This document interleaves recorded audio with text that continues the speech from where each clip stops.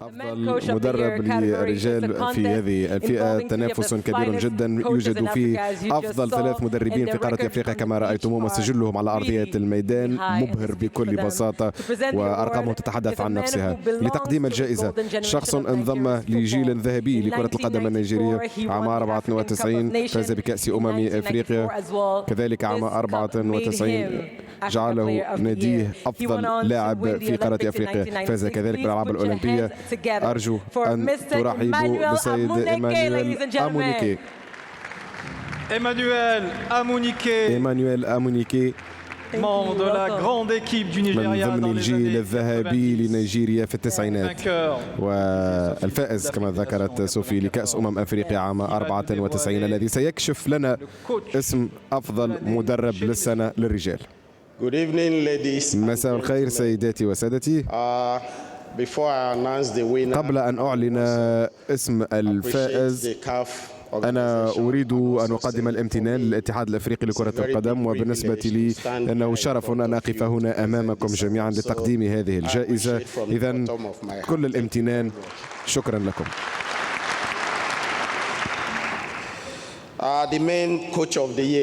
إذن أفضل مدرب للسنة للرجال هو وليد ركراكي.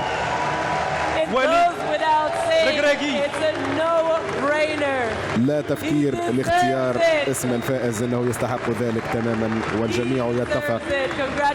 هذه جائزة مستحقة لأفضل مدرب للسنة.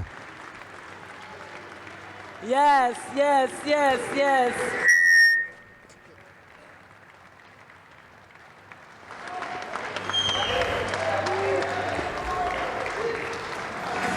We can keep clapping for him. Keep making noise for him. واصلوا تقديم التحية للفائز.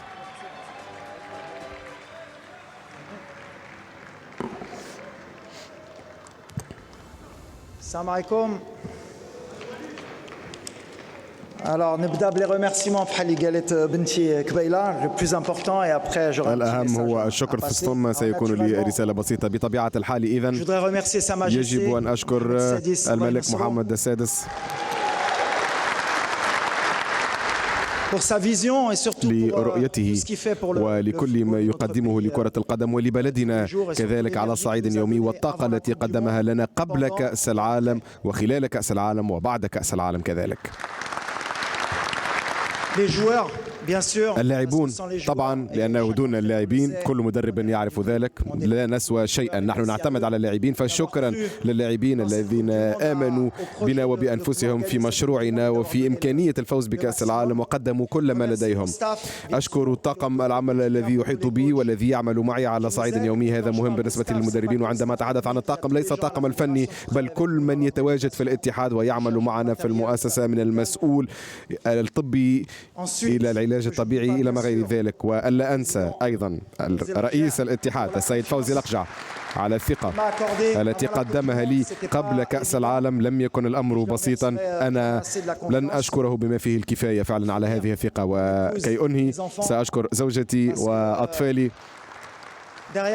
لأنه خلف مدرب كبير هناك مرأة كبيرة وأطفال قدموا تضحيات كبيرة جدا مكنتنا من التقدم. أنا لا أتواجد كثيرا في المنزل، دائما ما نكون متنقلين أو نفكر في شيء آخر، وهم يأخذون كل الوقت لمساندتنا رغم ذلك، وكان هذا مهما بالنسبة لي. وكي أنهي، هناك اليو سيسي وعبد الحق بن شيخة. هذه الجائزة أنا سعيد بها بالتأكيد، لن أكذب عليكم، لكن كل المدربين يستحقون ذلك. هذا عمل صعب وصعب جدا بالنسبة لنا، وكل مدرب لديه فريق، والأمر دائما ما يكون معقد على كل المدربين. وكي ننهي لقارة أفريقيا، دائما ما كنت أقول أننا نمثل أفريقيا في كأس العالم، وسأقول لكم أننا مع بعضنا البعض وسنتقدم إلى الأمام مع بعضنا البعض وسنفوز مع بعضنا البعض. شكرا. Thank you so much. We're together. شكرا.